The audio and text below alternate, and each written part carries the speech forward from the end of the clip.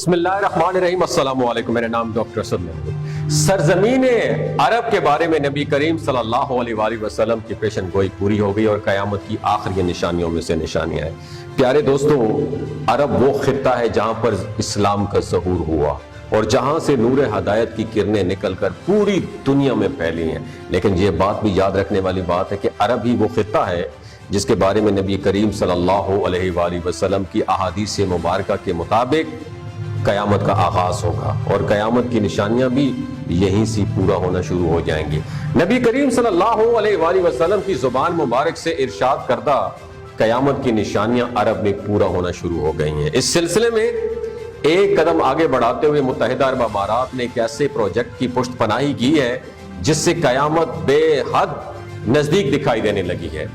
نبی کریم صلی اللہ علیہ وآلہ وسلم کی عرب کے خطے کے بارے میں واضح احکامات اور ہدایات موجود ہیں، لیکن موجودہ عرب حکمران جو ہیں اس بارے میں بالکل بھی سیریس نہیں ہیں اور وہ دنیاوی مفادات کے لیے ان تمام لوگوں سے اپنے تعلقات بڑھانے میں کوشاں نظر آ رہے ہیں جن سے قرآن اور ہمارا دین واضح الفاظ میں منع فرماتا ہے۔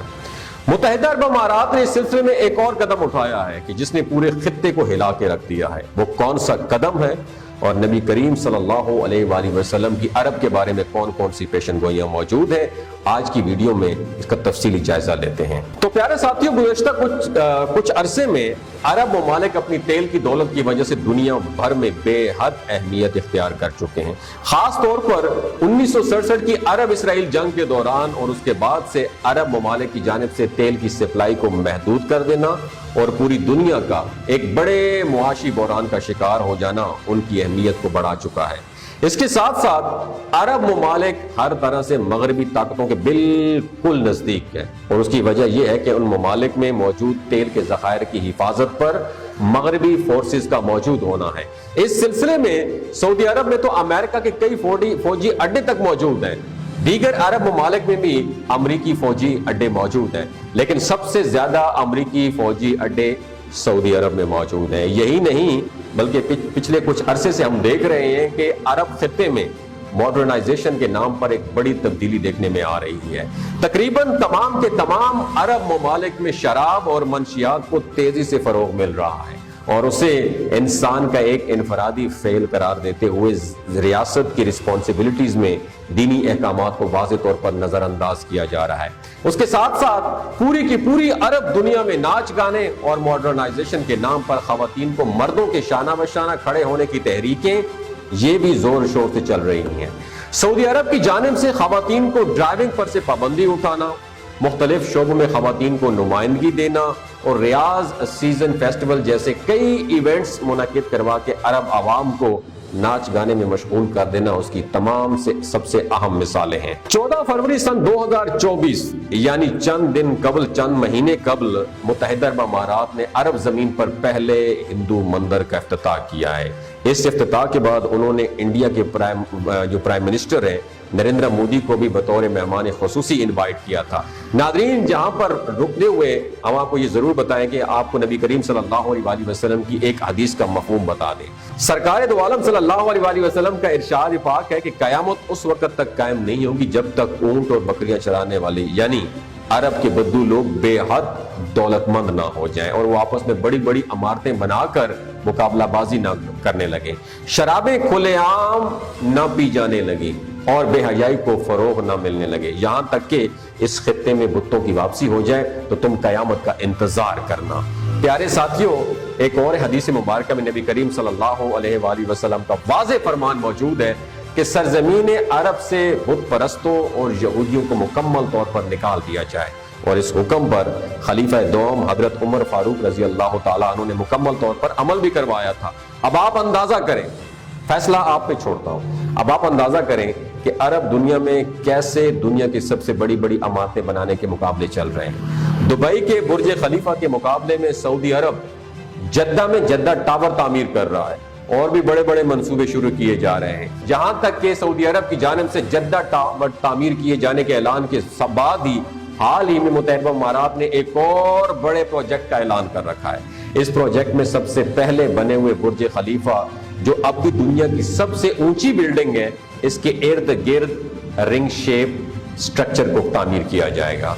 उस रिंग शेप स्ट्रक्चर में बड़े अजीब व गरीब फीचर्स रखे गए हैं। उस रिंग शेप पर चलने वाली ट्रेन और इलेक्ट्रिक कारों समेत यहाँ पर निहायत जदीद तरीन ऑफिसेज और बिल्डिंग भी बनाई जाएंगी।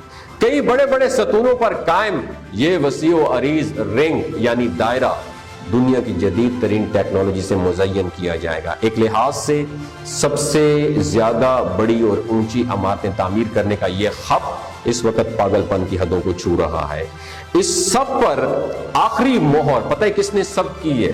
मुतहरिबा इमारात में उस मंदिर के इफ्तिताह से आखिरी स्टैंप लग गई है। हम आपको बताते चलें कि उस मंदिर के इफ्तिताह से चंद रोज कबल मुतहरिबा इमारात की 4 रियासतों में बेहद अजीब व गरीब बारिशों और ओलों की तूफान आए, जिसने कई दिन तक वहां पर शदीद यालाबारी की और उसी वजह से इंफ्रास्ट्रक्चर का भारी नुकसान हुआ। इसी वजह से उस मंदिर के इफ्तिताह की तकरीब को भी कम करना पड़ा। लेकिन फिर भी मुत्तहिदा अरब अमारात के सदर शेख ज़ायद अल नह्यान ने उस इफ्तिताह को मुअख्खर, डिले या कैंसिल नहीं किया। इससे ये बात साबित होती है नादरीन कि अरब हुक्मरान अपनी दौलत को बढ़ाने और मफादात को हासिल करने के लिए किसी भी हद तक जाने के लिए तैयार है। ये शदीद तूफान जो इससे पहले अरब के पूरे खित्ते की तारीख में आज तक रिकॉर्ड नहीं किया गया, ये भी अल्लाह रब्बुल इज़्ज़त की तरफ से एक बहुत बड़ी वार्निंग हो सकती है। जो आज से, ये तो मैं आपको फरवरी की बात कर रहा हूँ, 2-3 दिन पहले जो सैलाब दुबई में आया 75 साल रिकॉर्ड टूट गया। ये किस लिए सैलाब आ रहे हैं, तूफान आ रहे हैं? कि ये नबी करीम सल्लल्लाहु अलैहि वसल्लम की पेशन गोइयां पूरी हो रही हैं। लेकिन अफसोस के साथ कहना पड़ता है कि अरब हुक्मरान तो क्या, अरब अवाम भी इस किस्म की वार्निंग्स को सीरियस लेने के लिए बिल्कुल तैयार नहीं है। नादरीन, खित्ता अरब में तब्दीलियों की बुनियाद रखी जा चुकी है। अरब के रेगजार सरसब्ज़ व शादाब मैदान बन रहे हैं और बारिशों की मिकदार में भी तेजी से इजाफा हो रहा है। अरब में शराब और जुए को कानूनी हैसियत दी जा चुकी है। खित्ता अरब में पहली बार मुसलमान हुक्मरानों के हाथों बुतों का घर यानी मंदिर भी तामीर हो चुका है। यानी कयामत के आने की तमाम निशानियां कंप्लीट हो चुकी हैं। सबके बावजूद कि हम मुसलमानों के पास नबी करीम सल्लल्लाहु अलैहि वसल्लम की अहादीस की शक्ल में ये तमाम पेशन गोइयां मौजूद हैं, लेकिन हमने से कुछ भी सीखने को तैयार नहीं है। अल्लाह का वादा पूरा होकर रहेगा और कयामत यकीनन आके रहेगी, लेकिन हम देख रहे हैं कि हम मुसलमान इससे पहले अपने गुनाहों से तौबा करते हैं कि नहीं करते, और क्या अपनी इसी हठधर्मी के बायस हम शैतानी लश्कर का हिस्सा तो नहीं बन जाएंगे। मुत्तहिदा अरब अमारात में आने वाले इस भयानक तूफान और बारिशों का जो ये सिलसिला शुरू हुआ, जिसकी वजह से बहुत तबाही हुई है, लेकिन इस तबाही को अब भी वहां के हुक्मरानों ने सीरियस नहीं लिया और पहली बार सरजमीन अरब पर बुतों की पूजा शुरू होने जा रही है। इन तमाम अमाल को यह कहकर जस्टिफाई किया जाता है कि हमारे मुल्क में मौजूद हिंदू कम्युनिटी को इबादत करने की जगह फराहम की जाए।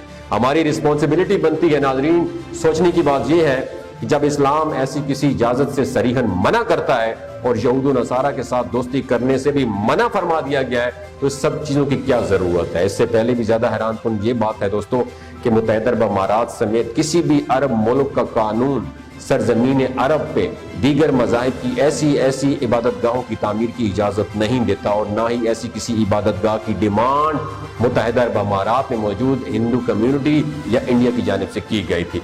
ये मुत्तहिदा अरब अमारात के अमीर शेख ज़ायद अल नह्यान की जानिब से गैर सगाली के मुजाहिरे तौर पर बनाया गया मंदिर है। इसका रकबा 27 एकड़ पर फैला हुआ है, यानी ये मुत्तहिदा अरब अमारात में किसी भी बड़ी मस्जिद से भी ज्यादा बड़ा रकबा है। यहूद व हनूद की दोस्ती और खुशनूदी हासिल करने के लिए अरब हुक्मरान अपनी लिमिट्स क्रॉस कर चुके हैं।